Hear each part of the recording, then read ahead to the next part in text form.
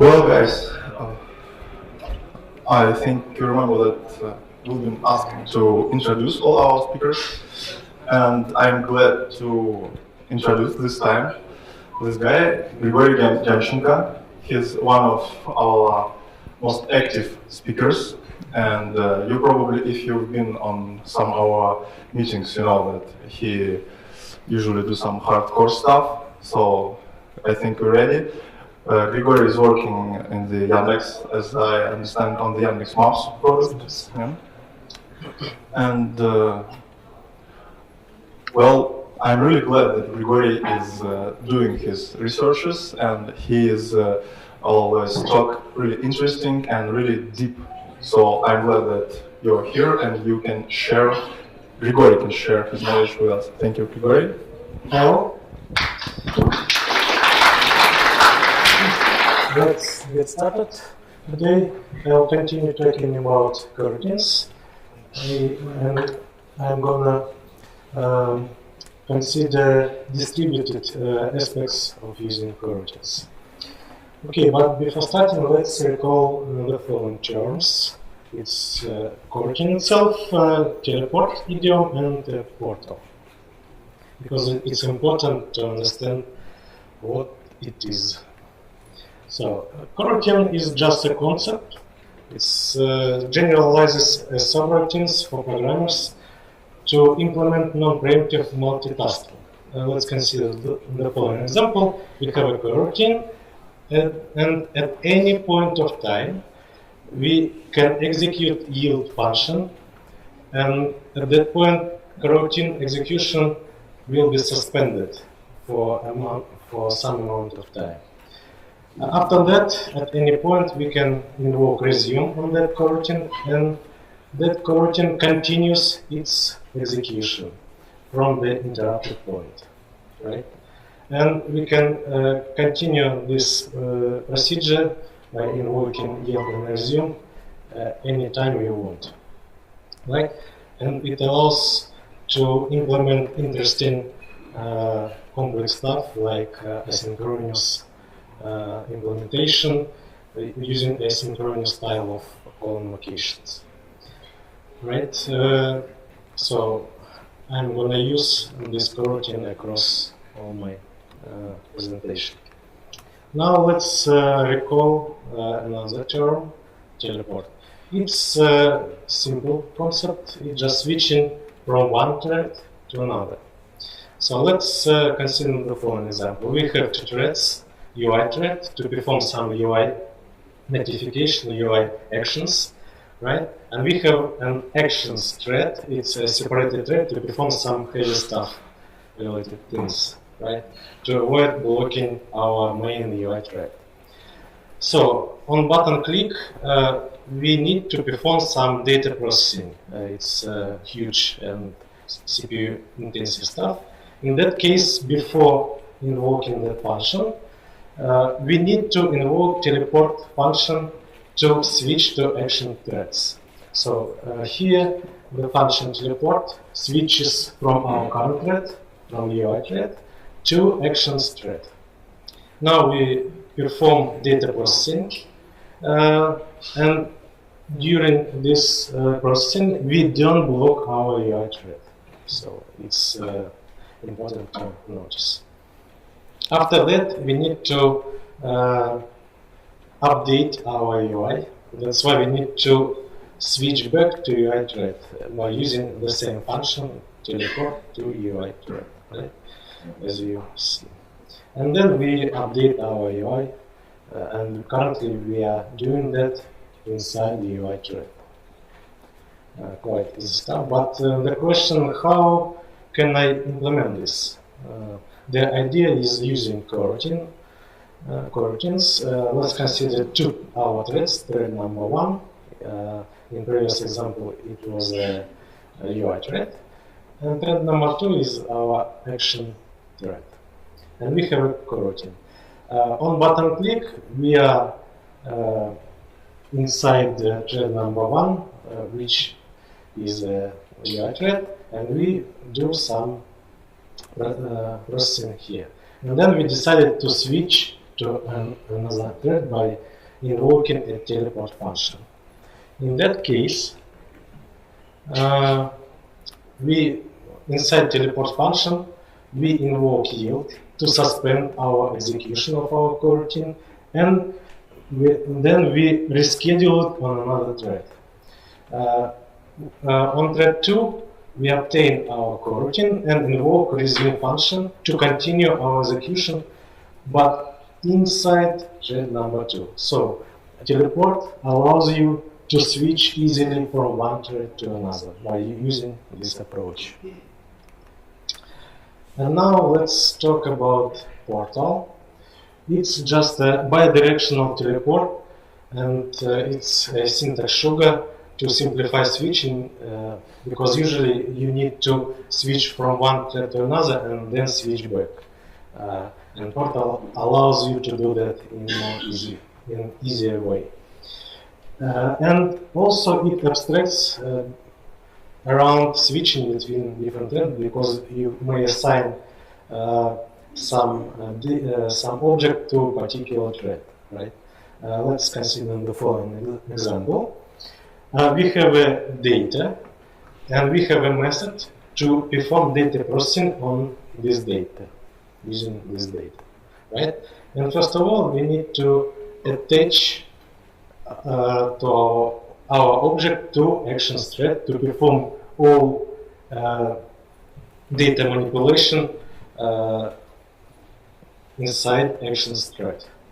And all we need to do is to invoke portal function, and then on data, right? And invoke perform data processing, and in constructor it automatically teleports to destination to attached thread. Here it's an action thread, and in destructor it teleports back to our UI state, UI thread, right? And when we invoke update UI state, right? We are inside UI thread. So in that case, portal function creates a proxy object portal and uses overloaded operator to invoke method on it, right? And as I said, in constructor it teleports to destination to attached thread, and on destructor it teleports back, it switches back to original thread. So it's quite a simple concept and powerful technique. So now let's consider what the original approach is. The original approach is just for local node only. If you consider two nodes, node number 1 with a thread pool, and inside node number 1 and node number 2 we have, for example, 3 different threads. And if you would like to switch from one thread to another, we may use a teleport function to switch from one thread to another. But it can be applied only for local teleport, only local switching. And there is a question, can we extend the original approach, the original teleport approach? And let's assume that we are succeeded in that, and I would like to introduce you a new experimental concept, so-called remote teleport, to migrate execution between nodes. So in the same example, we have a node number 1 and node number 2, and we would like to invoke remote teleport function to switch from thread belonging to number 1 to node number 2, to some thread, right? And it's a remote teleport function. And it allows us to introduce transparent teleport approach, because we may mix all those approaches like local teleport and remote teleport together, right? And provide transparent access to each resource for each node, right? And thus this approach removes the boundaries between nodes and cluster becomes as a single unit. You may operate as a single unit, right? Because you may easily teleport from any node to another node, right? Or some node to another. Let's consider the following example. We have a generate data function that generates an array of integers, for example. And we would like to process those data on a remote node. That's why, first of all, we need to invoke teleport to switch to that node. And then we invoke perform data processing. In that case, we have, first of all, local variable data. We have a local array of integers. We have a remote function to be going to execute it on a remote node, right? Perform data processing. And remote teleport function that we are going to implement. Right? And the goal is to execute our data processing on remote node using generated data obtained on a local node. But as you may know, there is several challenges. First of all, we need to serialize arbitrary data to transfer to the destination node, because in advance we don't know what kind of data we are going to use, right? And the most interesting question is how to serialize execution context. How do we do that? So there is complexity about data serialization without knowing data types, so we need to provide the most generic approach for that, and we need to serialize our execution context for that case. Is it possible? And the answer is yes, it's possible. And I would like to introduce new experimental concept to serialize the execution. Okay, let's step back and solve simple task, just generic data serialization procedure, right? So we have arbitrary data type T, and we would like to create an implementation that accepts our arbitrary data type and returns a sequence of bytes as a buffer, right? There is obvious complexity because C++ doesn't have introspection and reflection. You cannot traverse through each field and so on. The common approach here is to specialize for each particular case corresponding implementation. For example, make some implementation for vector, for map, and so on, for any container types. For custom data types, for user data types, you have to iterate through each field to serialize data and restore it from the buffer, right? And you may use another approach, like code generation approach, but usually it contains a limited set of containers, and when you would like to use custom containers, you have a problem because you need to serialize and to create code for that. So let's solve this generic task. Let's take typical serialization procedure as a base, right? And consider that we have a sequence of values, and we would like to serialize those values into a sequence of bytes. Idea here is to use a contiguous memory region, right? Usually we have some, we are talking about array of integers, we have some meta information part, and that contains size and type information, right? And the content itself. And we should combine it together to obtain a contiguous memory region for that data. And there is a plan to create a contiguous memory region and to solve the pointers problem. Currently, we are not done. Right? Let's consider the first attempt to obtain the contiguous memory region. The obvious way is to use a plain locator for that purpose. It allows us to obtain contiguous memory region. It's fastest allocation as a bonus, right? And we don't need to know about data internals in that case, and it's good for us. But we have a problems, because still we don't want to change the code. We would like to use just vector of integers without putting some custom allocators inside that. So continuous allocators cannot be used. But we may use a global operating U for that purposes. But it will affect any allocation, and thus we cannot use it either. The solution here is to use a global local allocator. So let's talk about that. To implement, let me introduce an interface of allocator. It provides two methods, two simple methods. Just allocate and deallocate of the memory.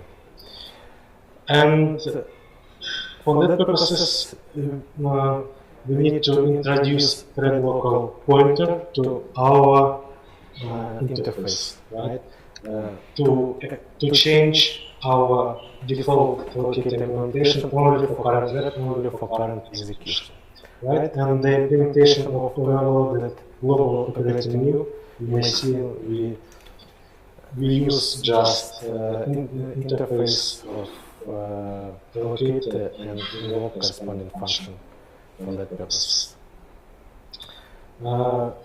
So all we need is to change for a small amount of time from default allocator to our plain allocator, right?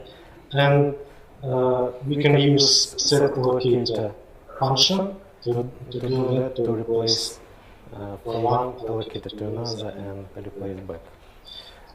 To simplify our task, I would like to introduce allocator guard. In constructor, we replace to new allocator, and in instructor, we replace back to the old one. Using this approach, we obtain a contiguous memory region, but we still have a pointers problem, because we may copy the buffer from one place to another, and typically pointers will point on the old location, and we need to change the pointers from old location to new location, right? And it means that we have to know the pointer's position, and it means that we need to know the internal structure. But we would like to avoid that complexities. And let's take another approach. The approach is to use a fixed memory regions. Let's consider this example, array of integers. Originally we have a vector of type t, right? The vector contains size and pointer that points to our vector data. And all we need is to copy our new allocated region. But we do that, we allocate that region by using mmap and virtual alloc. It depends on the operating system stuff. But those functions allow us to allocate memory from specified memory address. So in advance, we need to specify a concrete address and then allocate memory region on that address. And this allows us to solve our pointer problem, because now we may use the same fixed address to allocate data from our buffer to copy, and then we may use this object because pointers are in correct places and points to the correct data, right? Serialization procedure contains the following steps. We use operating system functions to allocate memory at specified fixed memory address. Then we need to switch our current allocator, our default allocator, to a plain allocator using allocated memory loss. So from the previous step. So we are using, we're starting to allocate the memory from that fixed memory address. Then we need to copy data into allocated memory, right? By invoking the statement new t. So we invoke a copy constructor function. Then we need to switch back to default allocator, right, to restore our changes. And we may return the buffer of that memory block. And that's it for serialization procedure. The opposite function looks the following. We need to use the same function to allocate memory region from the same fixed memory address. Right? Then we need to copy the buffer into that allocated block, and then copy a mapped object using default allocator. So here we don't need to replace our allocator. And then we may return the copied object, right? And you may apply performance hint on that case. So instead of object copying, you may return a reference to the mapped object, right? But in that case, you have to preserve the originally allocated memory, right? Because the first implementation assumes that then you deallocate your memory region, right?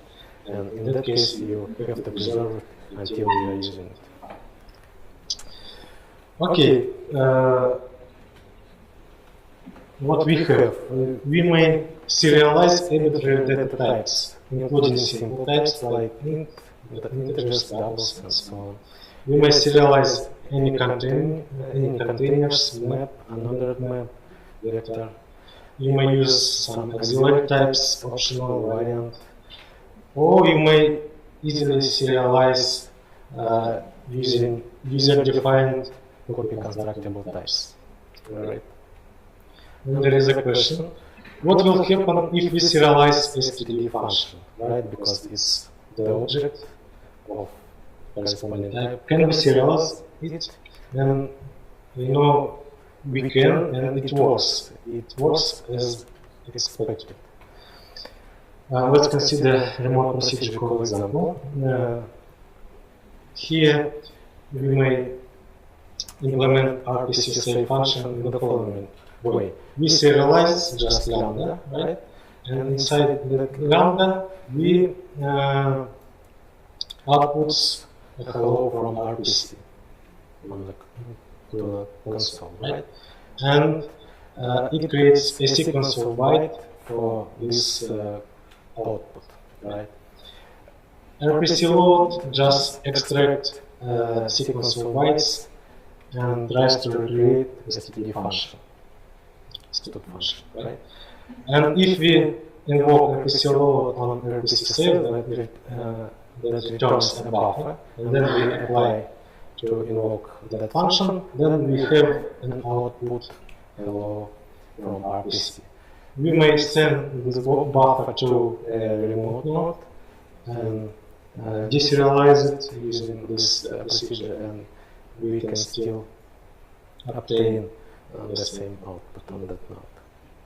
So quite easy. And now let's return back to execution context serialization. First of all, inside coroutine we have a stack, right? Stack contains local variables and corresponding return address, because we may invoke function that invokes function and so on. And inside that we need to return back, and stack contains those addresses, right? Also, coroutine contains state needed to resume and suspend our execution, right? In general, it's a processor state, but it may contain additional structures needed to restore for a particular thread. And also, inside coroutine, we may use our containers that allocates memory inside the heap, so it contains the heap. And idea here is to use a plain allocator with a fixed memory address for all mentioned entities: stack, state, and heap. Right. And here is a necessary step to create a coroutine.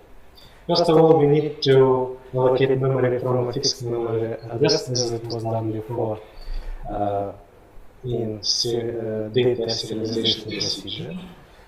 Then we need to switch current allocator, switch default allocator to our plain allocator, right?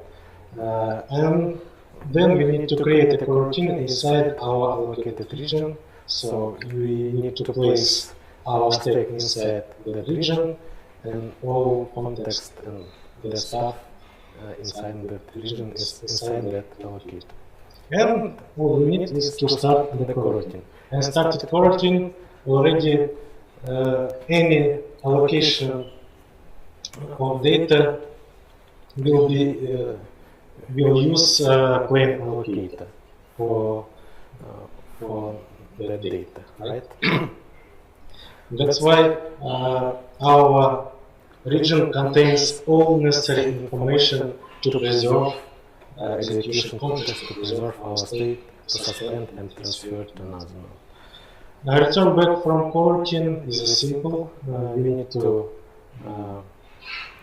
switch back our allocator to default one, right? And switch back coroutine contains context as it was done in our local approach, right? And transfer operation, all we need is just send fixed address and plain allocator buffer. Let's consider the same example as it was before. We have a generate data function that creates our data locally, right?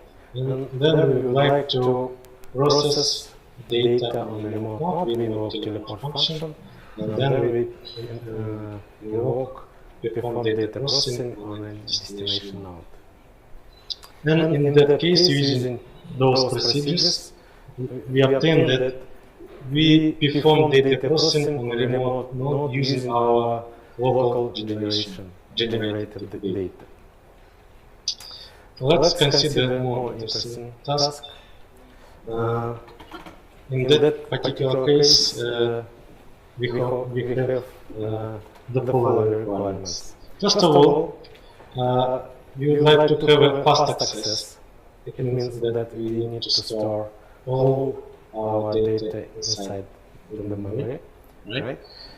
And we obtain that we have a lot of data and we can store on a single node. Then we need to have a set of node to store our data. So we need to create a distributed storage. And the goal here is to implement a distributed in-memory key value storage. Let's consider the following scheme. We have a client that wants to obtain key, that wants to obtain value for corresponding key. It goes to frontend. Frontend contains a list of array of all the backend nodes, and then it redirects the request on corresponding backend node. And backend itself contains part of our distributed key value storage, distributed hash map. It contains only part data to split and to separate our data across the nodes. So each backend contains a hash table in that case. And for that purposes, let's use portals. So we need to specify a node, a destination node, and it returns a proxy object that in constructor, as it was before, it teleports to corresponding destination node, and in destructor it teleports back to original node. And here is the implementation of obtaining value by using corresponding key.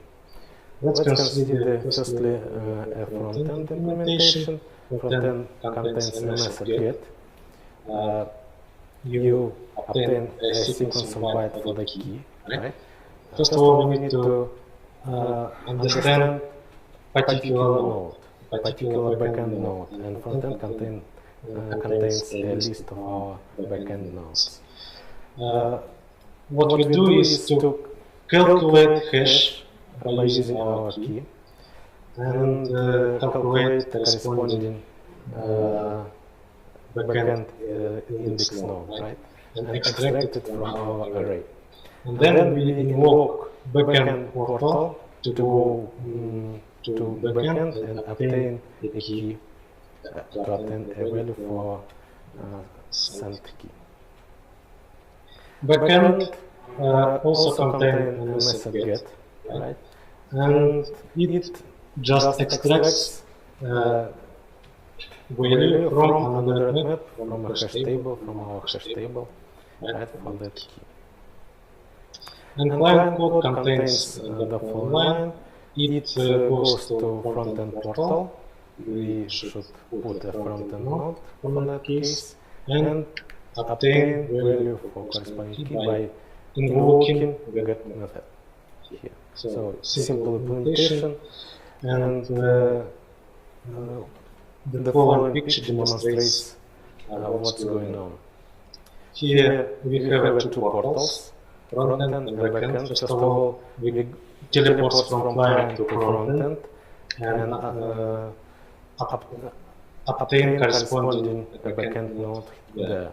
Then we teleport from front-end to back-end and extract value for corresponding key. Then we return back by invoking destructor, second destructor in destructor from a second proxy object of a portal, right? It teleports back to front-end, and then it teleports from front-end to client using the first proxy object of a portal, right? And it solves our problem, our task by obtaining a key, obtaining a value by using a key from our distributed storage system. So let's discuss what we have by now. We have a lot of limitations, quite strict limitations here. First of all, we have to have statically linked binary with disabled address space randomization algorithm. It's new because we are dealing with the pointers to the functions, right? And this address space randomization algorithm prevents us from invoking by using those pointers, right? And second is the consequence. We need to have the same binary and the same architecture on any nodes that we are going to use. And the third limitation is that we need to avoid memory overlapping. All of our addresses should be unique, must be unique, right, to avoid overlapping. But there is a lot of advantages of that algorithm. It's first of all, it's elegant way to transfer an execution context, easy to use. You don't need to do anything, just invoke portal, teleport, and so on. There is no hacking. You don't need to introduce new module and load new module into your kernel. Right? It uses only public available API. It works with any native structures like containers, function calls, lambdas, anything you want. And if you use 64-bit platform, then it gives you a user space limit more than 100 terabyte, right? It's the amount of virtual addresses, and it completely eliminates the overlapping problem, as I mentioned before.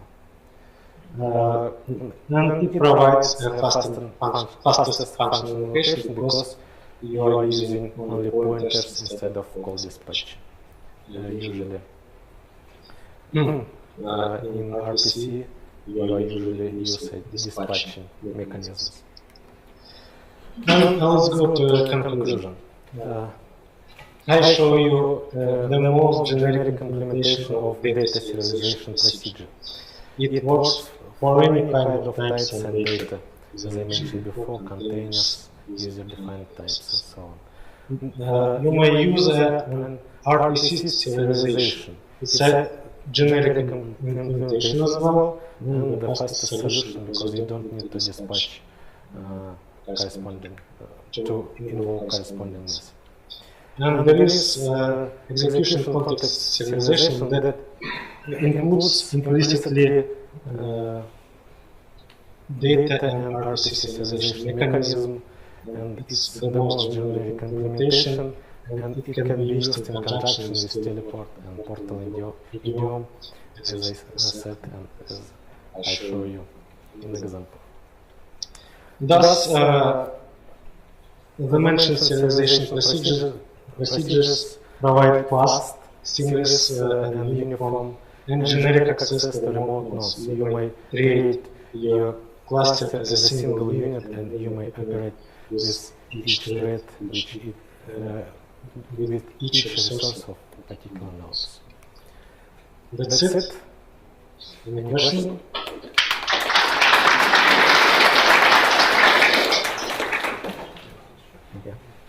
Okay, you said that we should allocate a buffer with the fixed address. Right. But that means that we have to fix the address on both machines with the same address, right?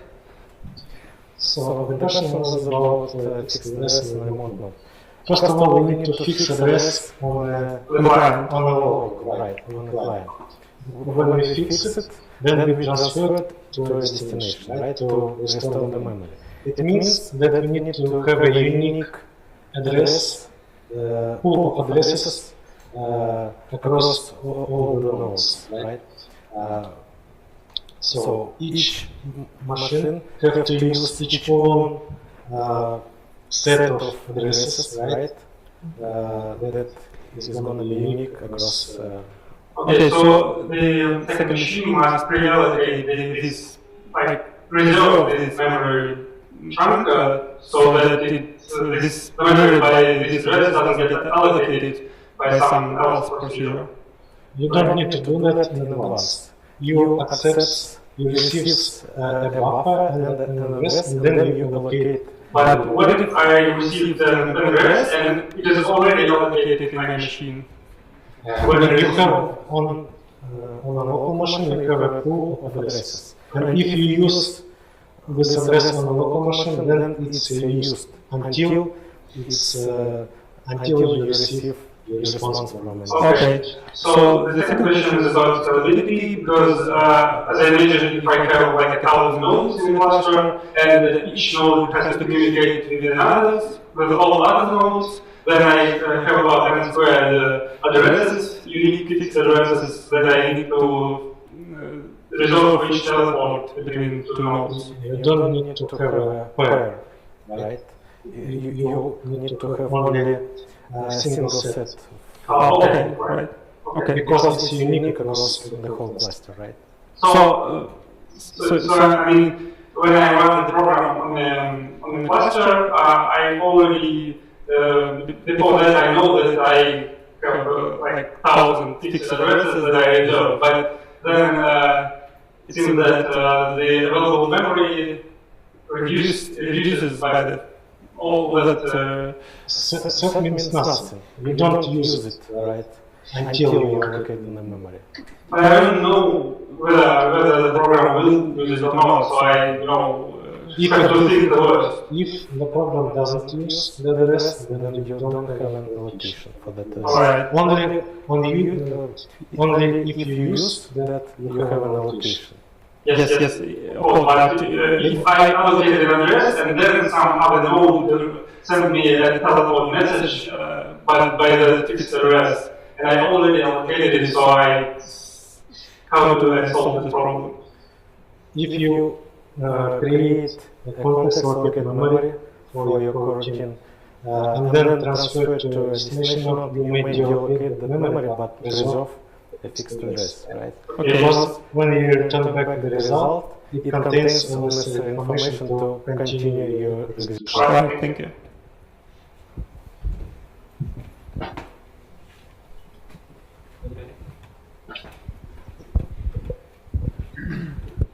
It's a very interesting implementation. I wonder if you are familiar with other attempts at solving this problem.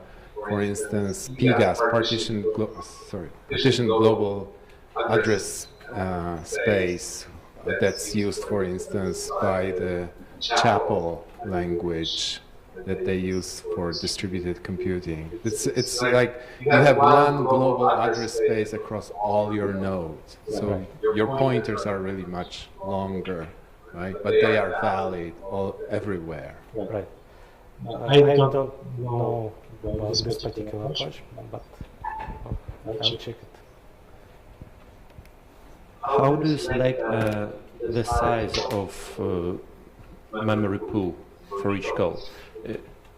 I think it is hard to predict the number of dynamically allocated memory you will need. Right. There are two approaches that could be applied. First approach is to allocate a lot of memory in advance, and usually the operating system doesn't reserve it in physical memory until you are using it.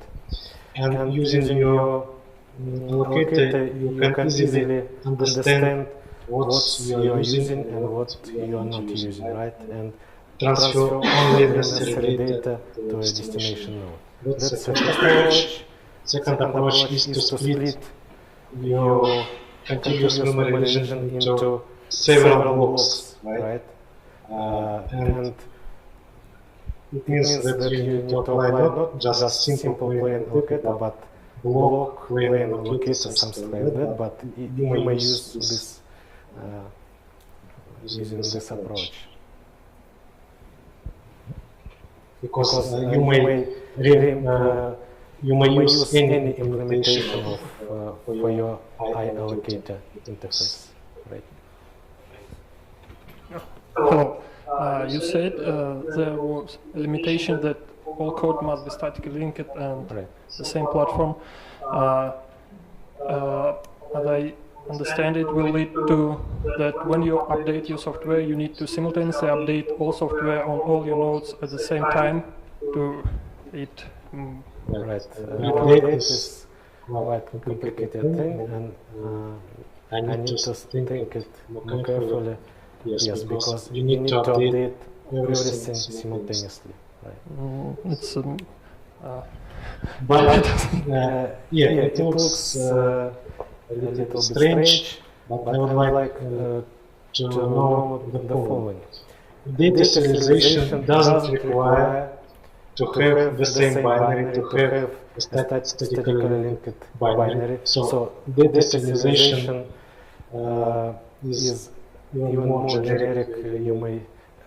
It doesn't have those limitations. The only thing is that you need to preserve an API for the containers, for these data structures, right? And in that case, you may update one by one, right? Using data serialization. But if you are using RPC or execution context serialization, you have to do the same binary and so on.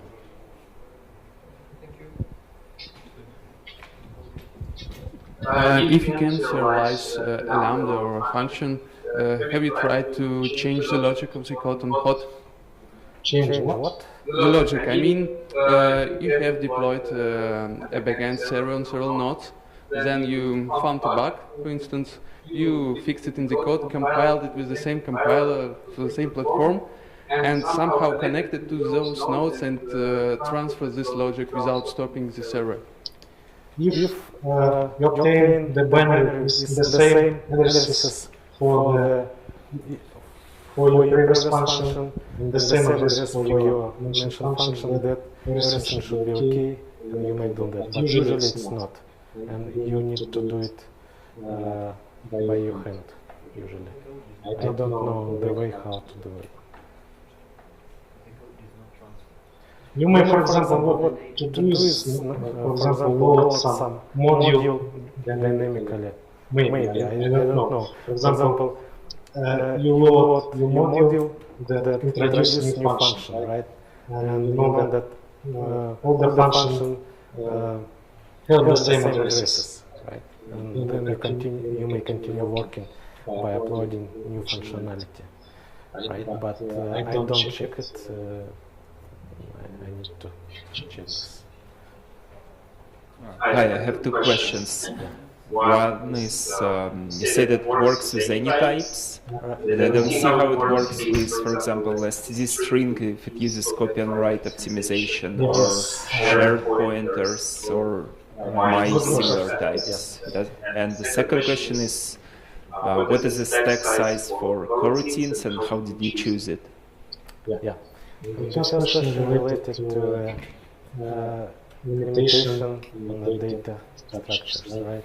So you cannot use unique pointer, you cannot use any smart pointers because it doesn't have a copy constructible semantic. I mean that it should copy data using deep copy, right?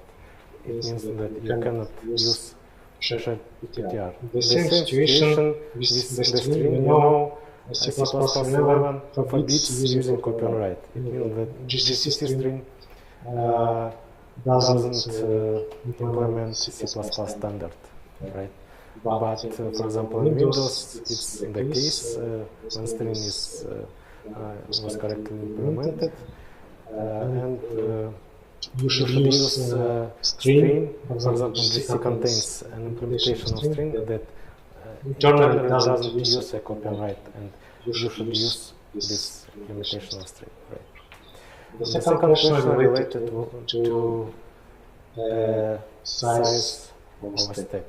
And as I mentioned before, you may allocate more region than you need it, right? And during context serialization, you save current context as execution. And you may extract stack pointer from that information and understand what's the memory is used and what's is not used. And you may transfer only used memory to a destination node. And it solves the problem with overhead with the amount of memory. So what is the size and how did you choose it? How the same situation is a thread. How do you choose the amount, the needed amount of memory for the thread, right? The same situation. It's not just something new, I would say. If you understand that your program crash by using 1 megabyte stack size, so you should definitely increase that size. Just experimentally, for example.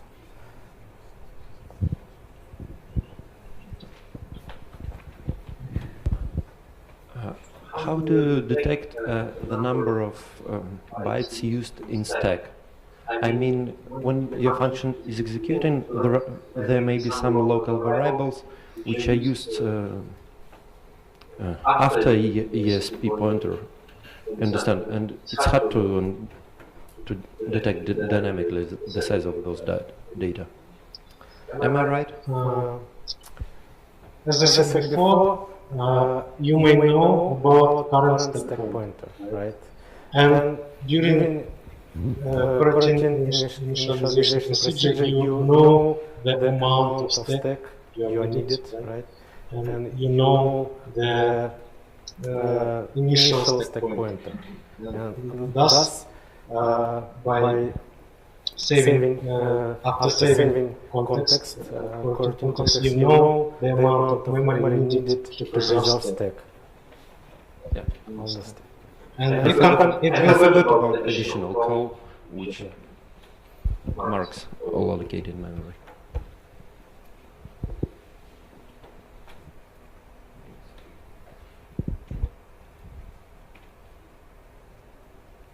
Anything else?